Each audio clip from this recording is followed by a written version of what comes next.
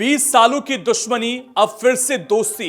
Party टूटी, परिवार बंटा और अब हालात ऐसे बने कि ठाकरे परिवार को एक बार फिर से साथ आना पड़ा। सवाल यही है, क्या उद्धव और राज मिलकर कोई कमाल कर पाएंगे?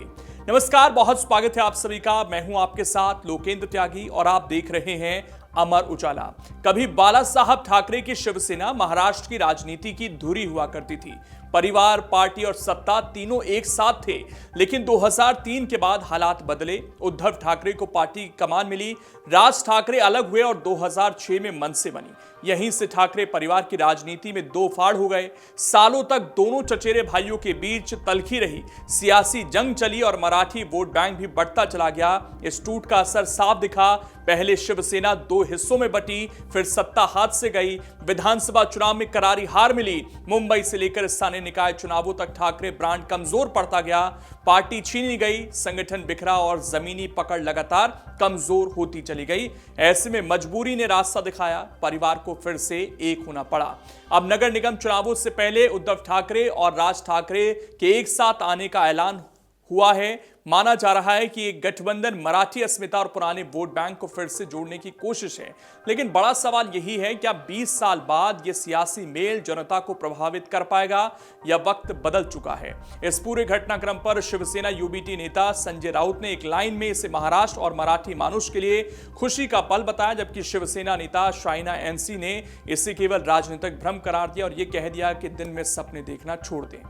उद्धव जी और राज ठाकरे जी आज एक साथ आकर चुनाव के अलायंस का घोषणा करेंगे। ये महाराष्ट्र के लिए, पूरे मराठी मानुष के लिए बहुत ही खुशी का मौका है। बालासाहेब ठाकरे ने शिवसेना का जो निर्माण किया वो यहाँ के भूमिपुत्रों के लिए किया, उनके न्याय और उनके हक के लिए किया। 20 साल ठाकरे बंधु, ठाकरे ब्रदर्स एक साथ नहीं रहे, उसका बहुत बड़ा नुकसान राज्य को और हम सबको भुगतना पड़ा। लेकिन अब भारतीय जनता पार्टी को सबक सिखाने के लिए, उनकी जो लूट चल रही है मुंबई में, वो रोकने के लिए उद्धव जी और राज जी आज एक साथ आए हैं।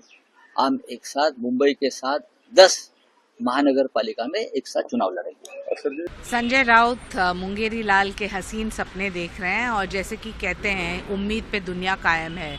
उनको ये तो समझ में आया होगा कि ठाकरे नाम पे वोट नहीं मिल रहे हैं, कोई सरनेम पे वोट नहीं मिल रहे हैं। वोट मिल रहा है तो सिर्फ अच्छे काम के वजह से, जो एकनाथ जी शिंदे ने ज़मीनी स्तर पे किया। मुंबई हो, ठाणा हो, मीरा भाईंदर हो, कल्याण हो, डोंबिवली हो, नासिक हो, वहाँ सिर्फ भगवा भगवा भगवा और महायुति के ही नेतृत्व में हम जीतेंगे। और शायद मैं उनको ये याद दिलाऊं कि आज जब आप निकाल का विश्लेषण करते हैं तो ये समझ लीजिए कि महाविनाश आघाड़ी जो MVA है, उनका टोटल कांग्रेस, उबाटा और NCP, शरद पवार फैक्शंस को आप इकट्ठा भी करें तो भी शिवसेना एकमात्र पार्टी है जो उसके आगे है। तो please don't live in this falsification of believing that you will have any say when it comes to the municipal corporations. अब देखना होगा कि सालों की दुश्मनी के बाद बनी ये दोस्ती सिर्फ मजबूरी साबित होती है या वाकई ठाकरे परिवार को सियासी संजीवनी दे पाती है।